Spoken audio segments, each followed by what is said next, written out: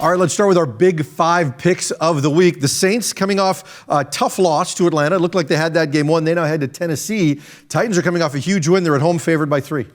Well, I look at this game. First off, people, I can't figure the National Football League out. So this week for my picks, I'm just going to flip a coin. It's going to be that simple, that scientific. This is the type of insight you get when you tune into this show. And I'll tell you why, because every time you look at a game, you can spin it any way you want. If you watch any of these videos, they're spitting out numbers. Guess what? You can take numbers and spit them out the other way. I'll give you an example. Saints looking to bounce back against the Titans. Titans, maybe they fall back down to earth. Titans ground game going up against the number 1 ranked rush defense in the National Football League. That you think would make Tennessee one-dimensional. If they do become one-dimensional, maybe it's advantage New Orleans. Big thing here, Taysom Hill for me.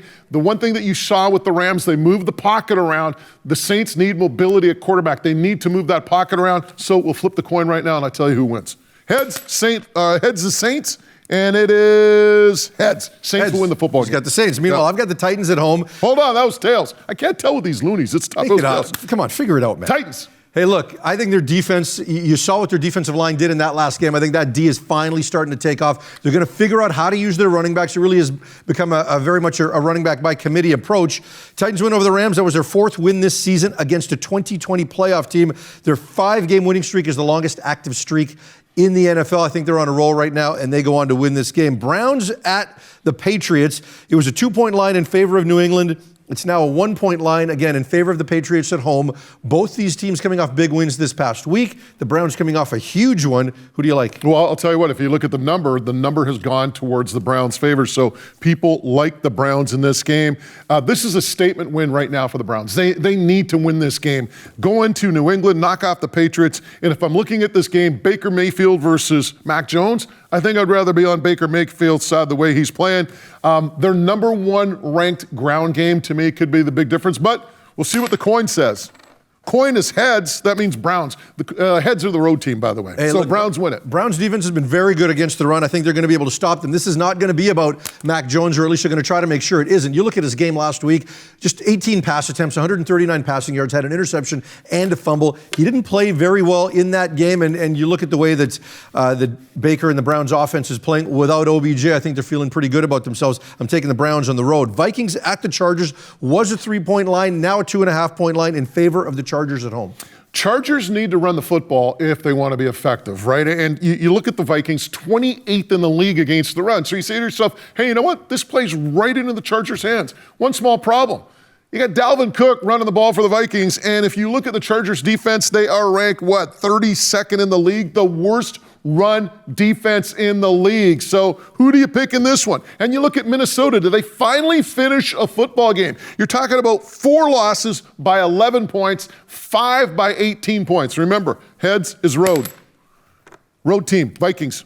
Hey, this is a team that's blown big-time leads against the Ravens and the Cowboys in the last couple of weeks. Yeah, I think you're 100% right. Dalvin Cook, this guy's fantastic. He's one of the top 2 or 3 most complete running backs in all of football. But I do think Justin Herbert, their offense has kind of found things. He's coming off his best game of the season at home. It's going to be a high-scoring game. Take the over in this game.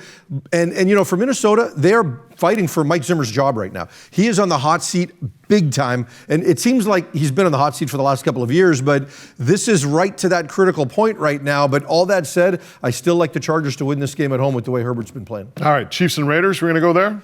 Chiefs and Raiders, this 2.5-point spread in favor of the Chiefs. Now, like, the Chiefs just haven't been good, but yet the bettors love them, so they're going to be favored every week, it seems. Chiefs have given up 11 passes over 40 yards this year, easily the most in the National Football League. You think to yourself, hey, the Raiders should be able to do that. Well, guess what? No Henry Ruggs. I wonder about that Raider offense now being able to stretch defenses without Ruggs' speed. So how does that impact the Raiders? We saw David Carr turn the football over 3 times against the Giants.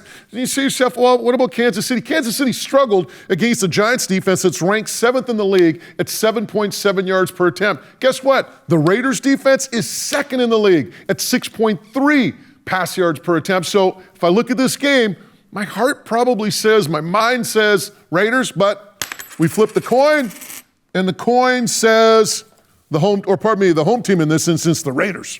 There you go. So I'm going to take the Chiefs in this one. I think while Kansas City didn't look great they didn't spill the ball all game like they have been. I mean, Patrick Mahomes finally gets through an entire game without throwing an interception. You talk about how they're going to replace Henry Ruggs. They're going to try doing it with Deshaun Jackson, who should make his debut this week. But I think for the Chiefs, there was something to build on. I also don't believe that stylistically, based on how their coordinator likes to do things, I don't believe the Raiders are going to be as patient. You know, everybody's forcing Kansas City to be patient with how they play defense. I don't believe the Raiders are going to play them the same way with that cover 2 high look and just dare them to run the ball. I think they're going to give Kansas City some chances in the pass game, and Mahomes is going to take advantage. And again, finally played a game without throwing an interception. I think he can build on that. I'm taking the Chiefs. And, like, how is this still a first-place game, Moj?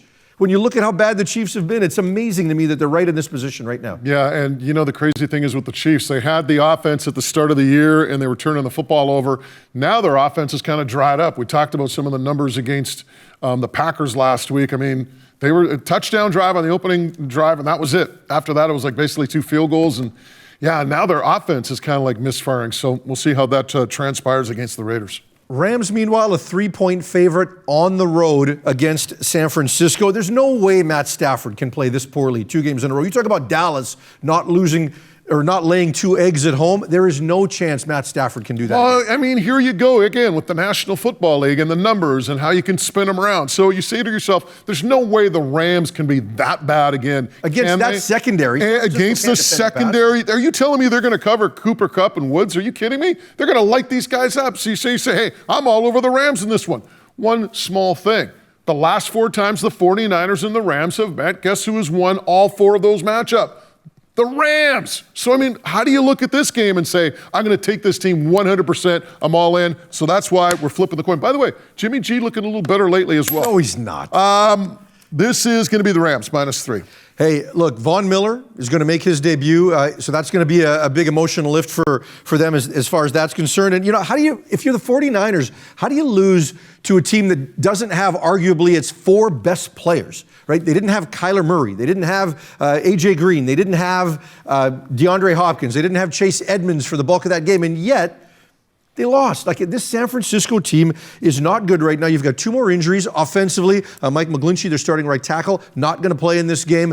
And you've got Mohamed Sanu, who's their 3rd receiver. He's not going to play in this game as well. It's all lining up against the 49ers. I don't care what's happened in the last 4 games. The Rams are not losing this game. All right, I'll give it to you. All right, time now to get to Survivor, but basically you and I are dead. Yeah. I lasted a lot longer than you. You did, because I've been playing the last 3 weeks, even though I haven't been in. So it's not been good for me. So probably best I don't pick in Survivor. But you've got one, or we're doing this differently. What we're going to do is we're going to give you one of those tight games because everyone's obviously picked the big dogs, and you know so many people got crushed in their Survivor last week because of all the upsets that we saw.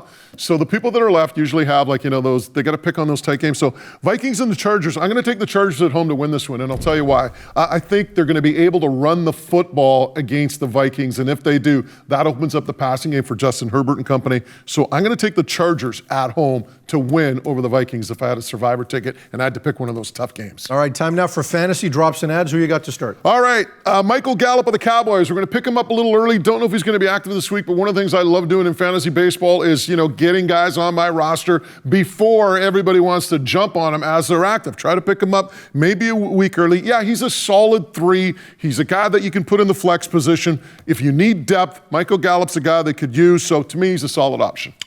Meanwhile, and Gallup is expected. I got one more too, by the way. Oh, go ahead. Elijah Moore. I want to throw him into the mix as well. Wide receiver of the New York Jets. Right now, injuries have allowed him to get some more snaps with the New York Jets. Probably one of the better options in the Jets passing game last couple of weeks. 13 catches, 151 yards, and 2 touchdowns. There's another one for you. Now, for me, I'm going to go running back Devin Singletary of the Bills. Look, they're not going to do what they did last week, where they only had their running backs combined for a total of 9 carries. On top of that, he's been in a rotation with Zach Moss. Moss got hurt last week against the Jags, so this should be a bigger game for Singletary. He should get more work. And, also saw 8 targets last week, so you could see him on both sides of it as well there. Good running back 2 or possibly even a flex. I'm also going to stick with running backs James Conner in Arizona because Chase Edmonds likely out of this game with a high ankle sprain. Actually, he is going to miss multiple weeks. They pretty much said as much there. So when you look at the Cardinals, all those offensive players that we talked about in the last segment, Kyler Murray, Hopkins, Green, all of that, all those guys that are out, they're still up in the air. Now, I think they're going to play. I don't think they're going to lean on Kyler Murray, even if he does play, to try to run the football a lot. So it's going to mean more work for Connor, who could go as high as an RB1. If not, running back 2 is a high end there.